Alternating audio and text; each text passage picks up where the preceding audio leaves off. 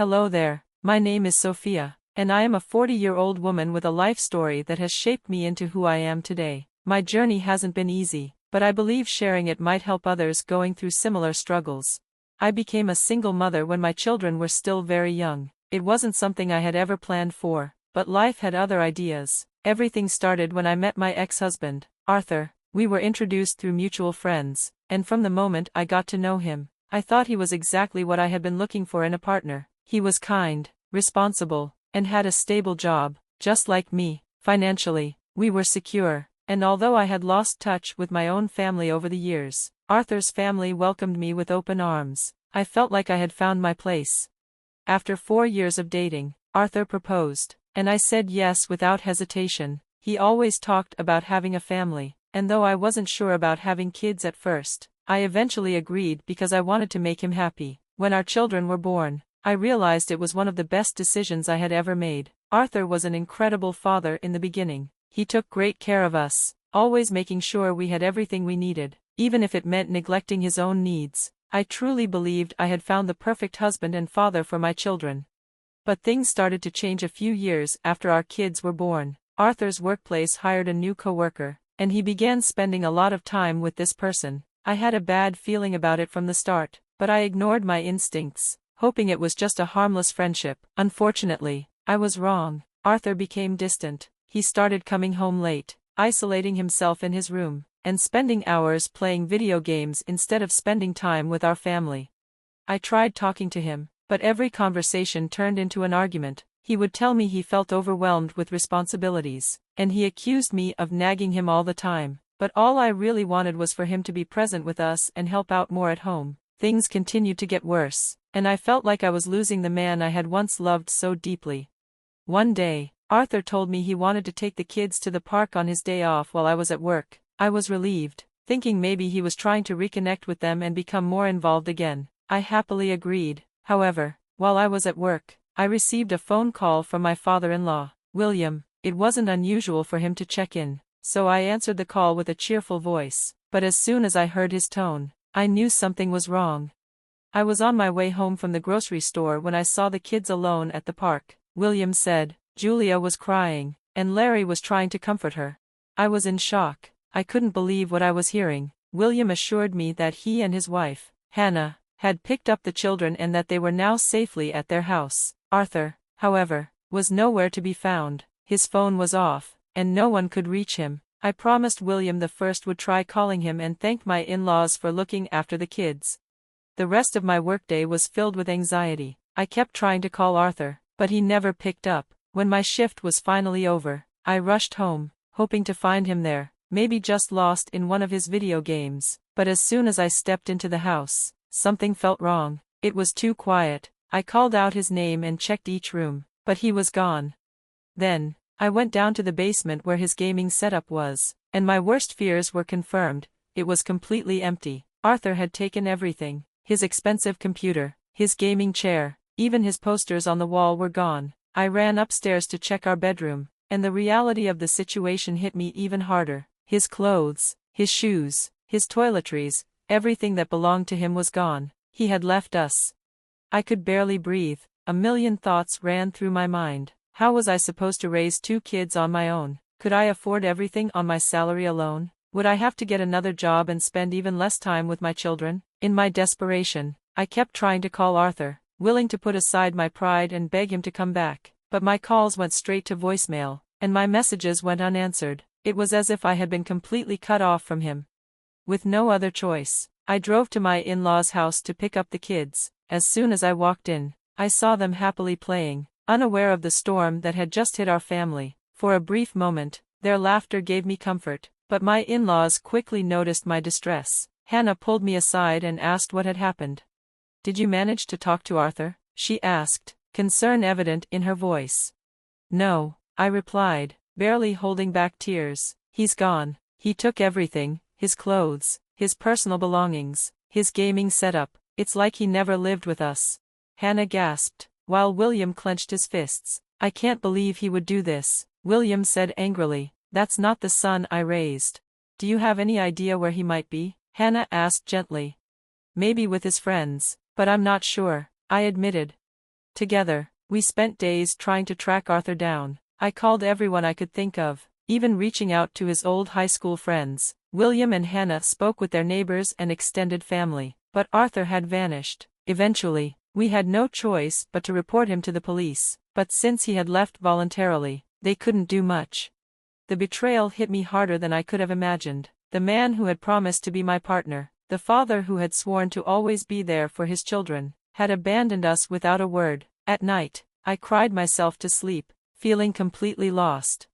One evening, after putting the kids to bed, William and Hannah sat with me, offering their support. As we talked, I couldn't hold back my emotions any longer, and I broke down in tears. Hannah wrapped her arms around me. "You have every right to cry, Sophia," she said gently. "You lost a husband, and we lost a son. We are all hurting." "I feel guilty," William admitted, his voice heavy with emotion, like maybe we did something wrong. "No," I reassured him. "Arthur made his own choices. This isn't your fault."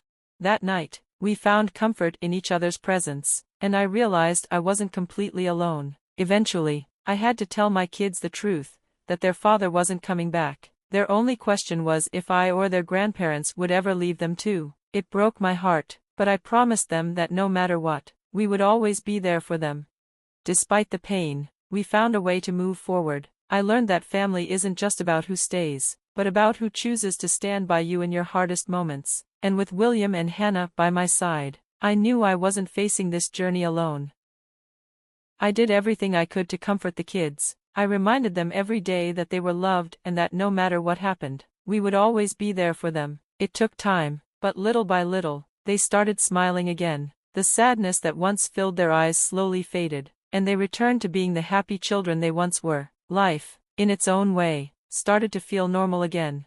For 6 years after Arthur left, I kept trying to reach out to him. I hoped, every day, that he would come back or at least call. I wanted him to see how much the kids had grown, to witness their achievements, to be a part of their lives. But as each year passed without a word from him, I realized it was time to stop waiting. It wasn't easy, but I had to let go. I couldn't keep holding on to someone who had chosen to disappear, and by that point, the kids barely remembered him. They had moved on in their own way, and eventually, so did I. I no longer wished for his return. There was no place for him in our lives anymore. 10 years after he left, everything had changed. Our lives had improved tremendously. Larry had worked so hard and was now attending his dream college on a full scholarship. Julia was thriving in school, her grades excellent, and her future bright. I was earning enough to provide for us without worry, but we weren't alone in our journey. Hannah and William, who had been there for us through everything, had become an even bigger part of our family. As they aged, their health began to decline, and they needed us just as much as we needed them. They had always been my pillars of strength, and I wanted to make sure they enjoyed their later years with love and comfort. Adjusting to our new reality took years, but eventually, we reached a place of stability. Things were good, at least, they were until William fell seriously ill. His condition worsened quickly, and soon, he was admitted to the hospital. Hannah and I took turns staying by his side, refusing to leave him alone for even a moment. When he slipped into a coma, the house fell into a deep silence. Laughter became rare, and the weight of sadness hung over all of us. It was a difficult time, and we feared the worst. Then, something we never expected happened. William woke up. The doctors warned us that he didn't have much time left, but the fact that he had regained consciousness was enough for us to feel hopeful. He was weak, but his spirit was as strong as ever. Even in his condition, he managed to bring some light back into our lives. He insisted on calling his lawyer to the hospital, determined to finalize his affairs. He wanted to ensure that everything he had went to us. When the lawyer arrived, William asked for privacy to discuss his will, leaving the rest of us outside. After the meeting, he apologized for shutting us out. "I'm sorry I couldn't let you guys in," he said with a small, tired smile. "It's okay, just focus on getting better," I told him, though deep down, I knew his time was running out. "I just wanted to surprise you all," he chuckled weakly. "That's really thoughtful, but you don't have to worry about that right now," I assured him. "I just want to make sure everything is settled, but I have one condition," he said, his tone suddenly serious. "Promise me that no matter what, you'll stick to my will exactly as I planned." "Of course, William, we'll honor your wishes," I promised. 3 weeks later, He passed away peacefully in his sleep. Losing him was devastating. To me, he had been more than a father figure, he had been my guiding light. He was also a grandfather to my children, loving and supportive in ways their own father never was. His absence left a deep void in our hearts, and the grief was overwhelming. Despite my sorrow, I knew I had to handle the responsibilities that came with his passing. Hannah was in no state to take care of the arrangements, so I stepped up. The funeral was held 4 days later, and many people attended, all of them there to pay their respects to the man who had touched so many lives. But as I stood there, watching the crowd, a wave of anger washed over me. Arthur had to have seen the obituary in the newspaper. He had to know his father had passed. Yet, he wasn't there. A part of me was relieved. William only needed those who truly loved him around in his final moments.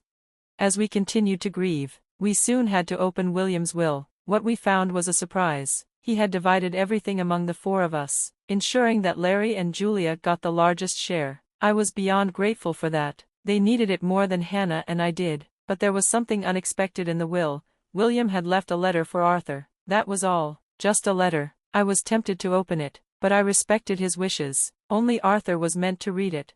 Then, one day, Arthur finally showed up. He arrived when Larry was away at college and Julia was in school. Seeing him after all these years made my blood boil. He looked like a ghost of his former self, thin, hollow-eyed, and sickly. His voice was rough, his body frail. It was clear that he had been struggling, possibly with addiction. I knew addiction was a disease, but I couldn't find any sympathy for him. He had a loving family, a stable life, and a home. He chose to throw it all away.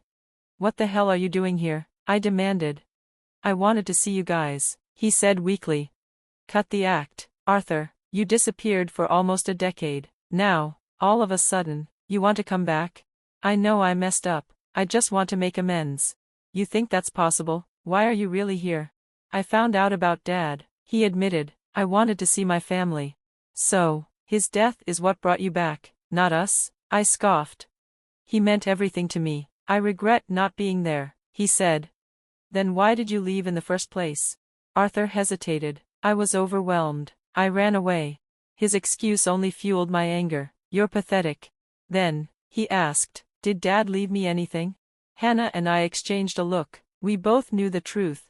William had left him nothing but a letter. Arthur, smug as ever, assumed he was about to inherit something valuable. But as he opened the letter and read it, his smirk disappeared, his face twisted in anger. "You poisoned my father against me," he shouted. "Excuse me?" I asked, taken aback. "He left me nothing. He said you were more of a daughter to him than I was a son. How could he do this to me?" "Maybe because you abandoned him," I said calmly. Arthur had no response. He stormed out after that, and we never heard from him again. His absence didn't bother us. We had already built a life without him, and though losing William was painful, we carried on, knowing his love and wisdom would always guide us forward.